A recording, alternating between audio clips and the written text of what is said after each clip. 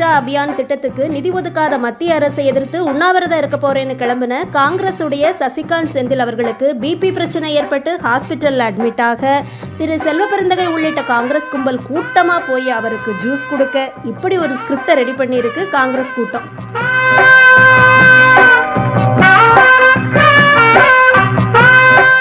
முதல்வர் வெளிநாடு பயணம் போறது ஜாலியா ரெஸ்ட் எடுக்கத்தான்னு ஒரு பக்கம், உங்களுடன் ஸ்டாலின் மனுக்கள் ஆத்தோட போனது இன்னொரு பக்கம், காவல்துறை பிரச்சனைகள் அடுத்த பக்கம்னு எக்கச்சக்கமான பிரச்சனைகளை சமாளிக்க ஏதாவது பண்ணணுமேனு உருப்படாத ஒரு ஐடியாவை கையில் எடுத்த காங்கிரஸ் சசிகாந்த் செந்தில் அவர்களை வச்சு நாடகம் போடுறதாவும் அரசல் பொரசலா பேசிக்கிறாங்க. ஏற்கனவே தர்மஸ்தலா பொய் வழக்கில் சசிகாந்த் செந்தில் அவர்களுடைய பேர் அடிபடுறதும் இப்போ இவர் முன்னாடியே மருத்துவமனையில் போய் அட்மிட் ஆகி இருக்கிறதும் இதையெல்லாம் சேர்த்து புள்ளி வச்சு கோலம் போட்டு பார்த்தா உங்களுக்கே புரியும் மக்களேன்னு சில பேரும் சொல்லியிருக்காங்க.